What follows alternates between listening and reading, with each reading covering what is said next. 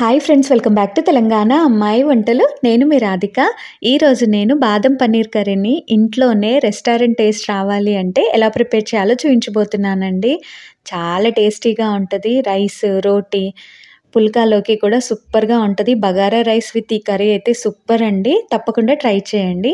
ముందుగా మనం కడాయి పెట్టుకొని అందులోకి 1/2 లీటర్ వరకు వాటర్ని వేసుకొని 2 ఉల్లిపాయలు పొడుగా కట్ చేసుకొని వేసుకోవాలి. అందులోకి 1/4 టీ స్పూన్ మిరియాలు, 2 ఇంచుల దాల్చిన చెక్క, 2-3 లవంగాలు, 2 యాలక్కాయలు, 2 బిర్యానీ ఆకులు వేసుకోవాలి.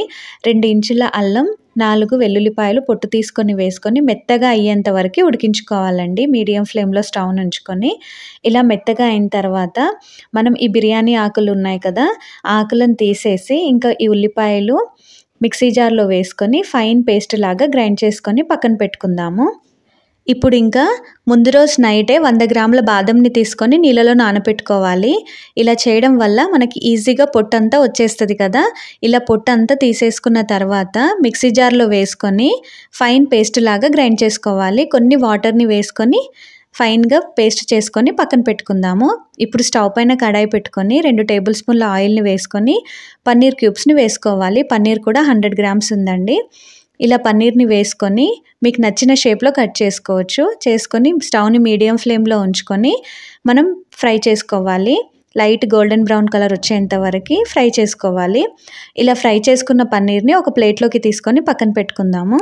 ఇప్పుడు అదే కడాయిలోకి 2 టేబుల్ స్పూన్ల బటర్ని వేసుకొని బటర్ అంతా కరిగిన తర్వాత 1/2 టీ స్పూన్ అల్లం వెల్లుల్లి పేస్ట్ని వేసుకొని పచ్చివాసన అంతా పోయే వరకు ఫ్రై చేసుకోవాలి.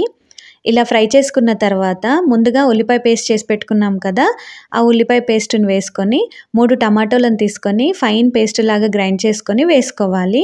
ఇలా వేసుకున్న తర్వాత ఒకసారి అంతా కలిపేసి మూత పెట్టుకొని ఒక 3 నిమిషాల పాటు మీడియం ఫ్లేమ్లో కుక్ చేసుకోవాలండి. ఇలా చేసుకున్న తర్వాత ఒకసారి అంతా కలిపేసి ఇందులోకే 1 teaspoon chilli powder, 1/2 teaspoon ధనియా పౌడర్, 1/2 టీ స్పూన్ జీరా powder, 1/2 teaspoon garam masala, 1 teaspoon kasuri methi, 3 పచ్చిమిరపకాయలను తీసుకొని ఇలా చీలికలుగా చేసుకొని వేసుకోవాలి. వేసిన తర్వాత ఓసారి అంతా కలిపేసి మూత పెట్టుకొని మనకి ఆయిల్ అంతా సపరేట్ అయ్యేంత వరకు ఉడికించుకోవాలండి. ఒక 3 నుంచి 4 నిమిషాల టైం పడుతుంది. స్టవ్ని మాత్రం మీడియం ఫ్లేమ్లో ఉంచుకోవాలి. మధ్య మధ్యలో కలుపుతూ ఉండాలి. ఇలా ఆయిల్ అంతా సపరేట్ అయిన తర్వాత ముందుగా బాదం పేస్ట్ చేసి పెట్టుకున్నాం కదా, ఆ పేస్ట్ని వేసుకొని ఓసారి అంతా కలిపేసి మళ్ళీ ఆయిల్ అంతా సపరేట్ అయ్యేంత వరకు ఉడికించుకోవాలండి మూత పెట్టేసి.